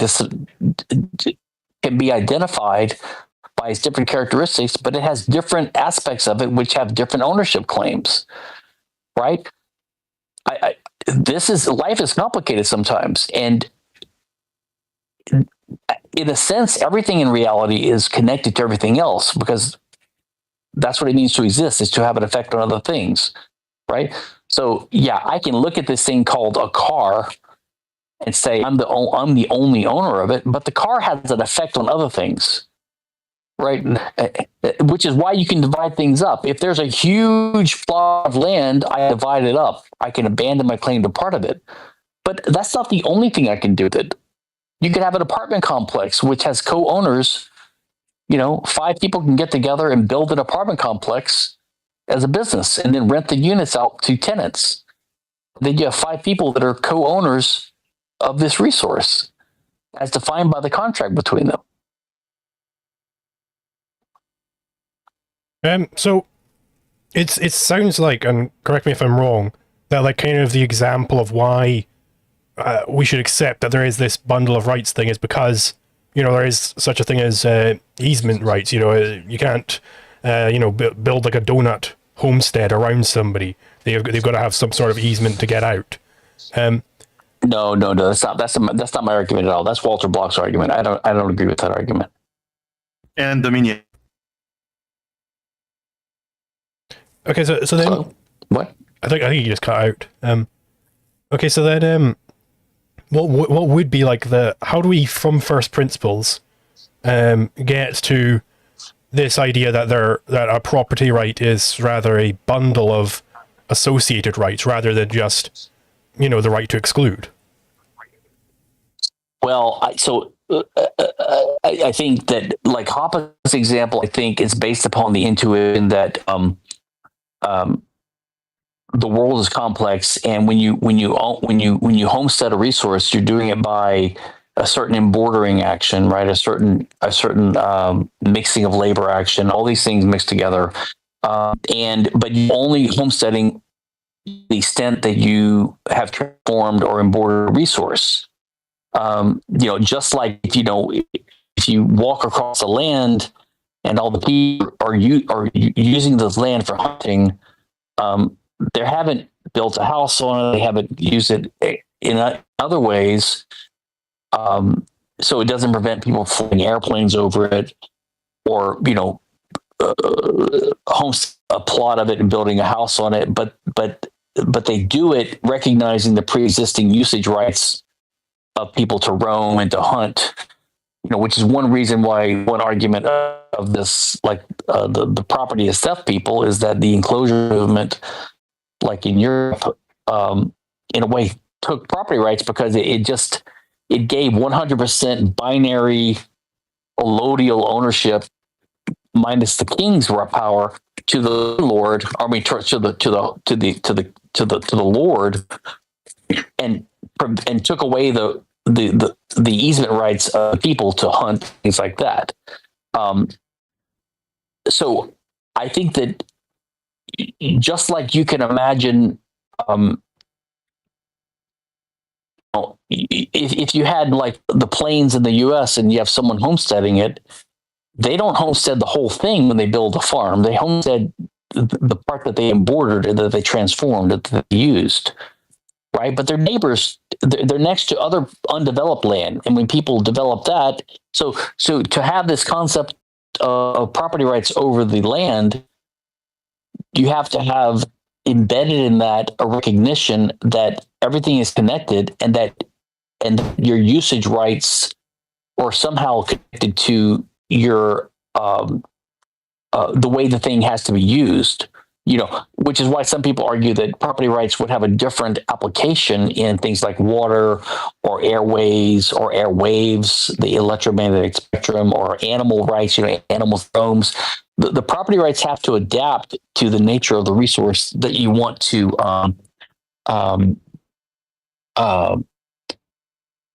assign property rights to. I can't go in the other room because the Wi-Fi doesn't work.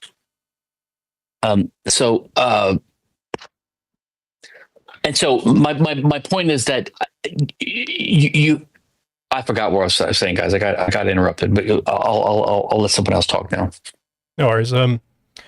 So maybe I'm just misunderstanding this. Because I don't see how you might have embroidered some certain aspects of, for instance, the field, but you still left open like a one of those gates they got in the country where it lets people walk across it or whatever.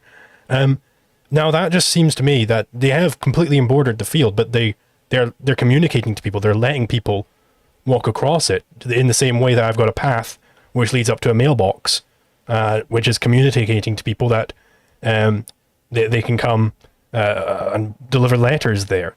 I don't think that means that it is actually like a bundle of rights that I've only own the aspects of the house apart from the aspect which is able to stop people from delivering letters, because I could at any point put up a sign which says no letters. Yeah, I agree with you on that. It's just, I mean, you might reject Hoppa's example. Then you might not agree with him because you might say that, well, the villagers own the whole road, even before it's paved, and so they own it 100% because you have this 100% view. I don't know how you would apply your theory to corporate ownership of corporate assets. Like, who would you say owns, I don't know, the Google headquarters or the Apple headquarters in California? Who owns that building? Well, I would say, do you think it's the shareholders? I would say largely the corporations we've got now are basically just legal fictions. They're just, the government said so therefore, like, I mean, I believe somebody might have said this. I'm asking you who owns the building, but someone has to own the building. I'm asking you, who do you think owns the building? I'm not entirely sure. Somebody, like, I don't know, the owner of Google, like the CEO or something.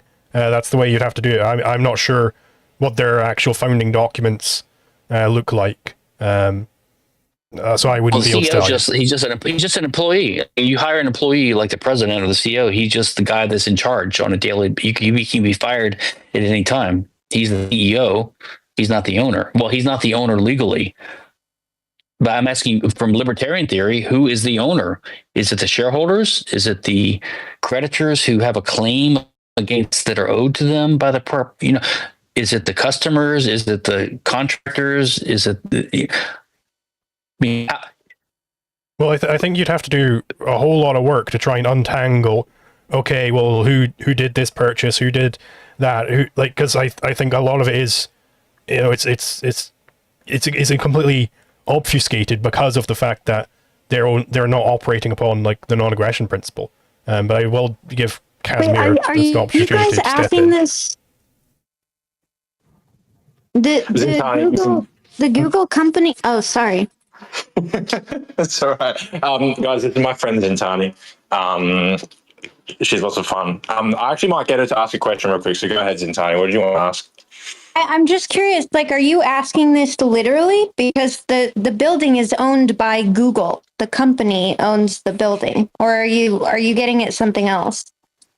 So the problem that we're kind of alluding to is the fact that, like, Google as an entity under our, like, kind of mission couldn't really own anything because Google is, like, not a person per se, and under our conception, ownership would have to be either by an individual person or by some group of people, depending on which theory you're operating on. So that's kind of, so you can't just like reduce it down to, well, Google owns it because, like, well, who is Google? Google is like a collection of people, would be kind of the point. Well, sorry, I just want to be on the same page. So you're not asking like literally, you're not confused that the company owns the building. You're trying to dissect it some other way. Yeah, no, we were actually. Let me come in on this. We were asked this question, and Google is a good example. So we were asked this question about the village road, maybe who owns some pasture village, or who owns the company. And Mr. Kinsella specifically asked, how do we? I think his core question is basically how do we legalize within an ANCAP conception of ownership what's currently going on? What would be maybe the process, or specifically asked who is the owner? And so, who is the owner of Google? If we don't believe that group ownership exists, that's the underlying question. If you don't believe group ownership exists. Are you saying it shouldn't exist, or that it does not exist? Specifically, I would classify it as a form of fraud, or group ownership is communism, as it says in the title, and this is what we're discussing. Assuming that this is the case, assuming that you're siding with us for whatever reason that group ownership doesn't exist, then it becomes, well, practically, how is all of this? Who owns Apple's assets?